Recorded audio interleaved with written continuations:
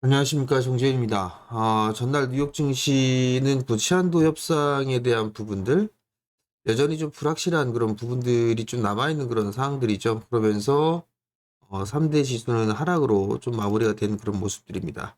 비교적 나스닥 시장은 약보합세 0.18% 하락을 하면서 그래도 견조한 그런 모습들을 좀 보였었고요.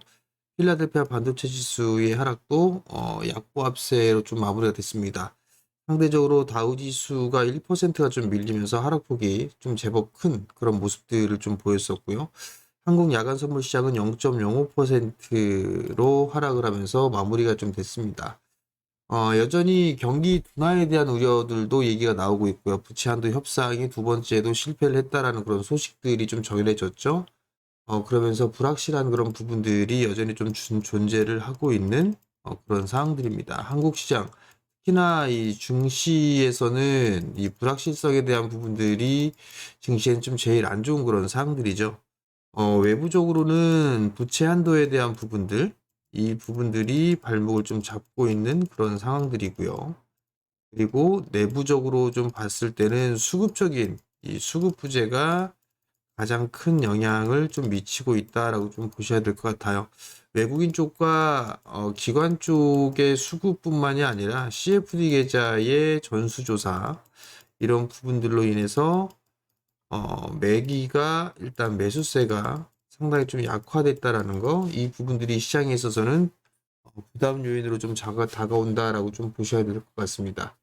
어닝 시즌이 좀 마무리가 됐습니다. 그렇기 때문에 이제는 이슈에 의한 흐름들이 나오지 않을까라고 좀 보여지고요.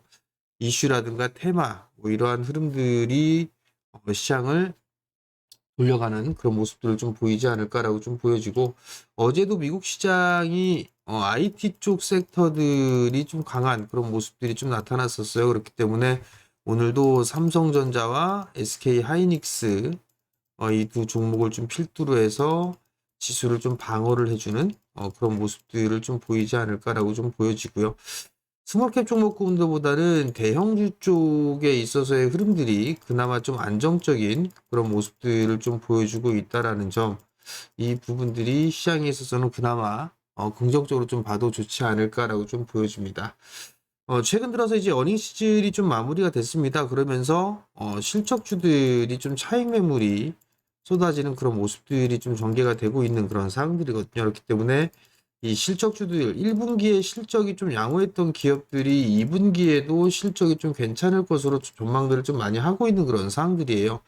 수주 잔고도 많이 늘어나고 있는 그런 모습들을 좀 보여주고 있죠. 그렇기 때문에 추가적으로 밀리는 그런 모습들을 좀 보여주게 된다면 분할 매수 포인트를 좀 잡아보는 것도 나쁘진 않다. 그렇게 좀 보셔야 될 것 같습니다. 우선적으로 오늘 여전히 좀 봐야 될 부분들은 환율이에요.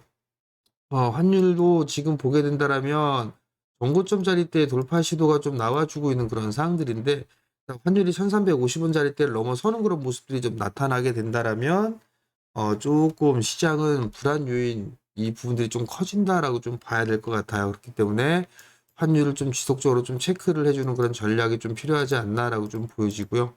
외국인 쪽에 있어서의 수급들도 계속적으로 좀 체크를 해봐야 될 것 같아요. 다행히 선물 시장은 외국인 쪽에서 매수를 해주고 있습니다. 전날 같은 경우도 2천억대의 선물 매도가 좀 나와줬지만 선물은 그래도 좀 매수를 해주고 있는 그런 모습들은 긍정적으로 좀 볼 수 있지 않나라고 좀 보여집니다. 지수를 보게 되면 그래도 61선짜리 때는 좀 지지를 해주고 있는 그런 상황들인데, 만약에 부채한도 협상이라든가 이런 불안 요인들로 인해서 눌려주게 된다라면 그래도 2400포인트 연저리 때까지는 일단 열어두고 보되, 이 자리대에서는 그래도 추가적인 하락보다는 어, 지지를 해주는 그런 모습들이 좀 나타날 가능성이 좀 높지 않나라고 좀 보여지고요.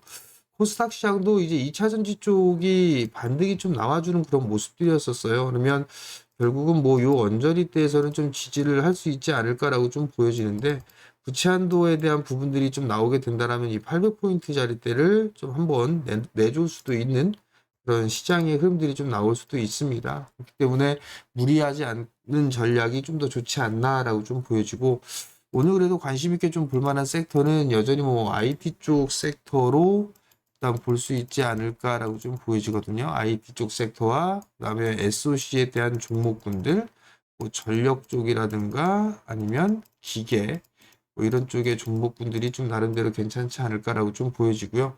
최근 들어서 이슈가 좀 되고 있는 그런 부분들이죠. 뭐 원자재 쪽에 있는 종목군들도 나름대로 좀 괜찮지 않을까 그렇게 좀 보여집니다. 자, 오늘 관심 있게 좀 볼만한 종목군들 같은 경우는 뭐 IT 쪽 섹터 최근 들어서 이제 폴더블에 대한 얘기 빠르게 출시하겠다라는 그런 얘기들도 좀 나오고 있는 그런 사항들이거든요. 그러면 뭐 파이렌텍이라는 그런 기업 같은 경우도 일단은 좀 어제 거의 10% 가까이 좀 상승을 했어요. 좀 눌러주는 그런 모습들을 좀 보여주게 된다라면 뭐 이런 종목군들은 한번 좀 접근을 해봐도 되지 않을까 그렇게 좀 보여지고요. 두 번째 종목은 일단은 그 시멘트 관련주입니다. 생소한 그런 부분들이죠. 실적이 좀 꽤나 잘 나왔어요. 실적이 좀 잘 나온 그런 상황에서 종목이 올라가지는 좀 못했죠. 일단은 박스권에서 좀 진행이 되고 있는 그런 상황들인데 박스 상단 자리대를 좀 넘어서주는 그런 모습들이 좀 나오고 있는 그런 상황들이에요.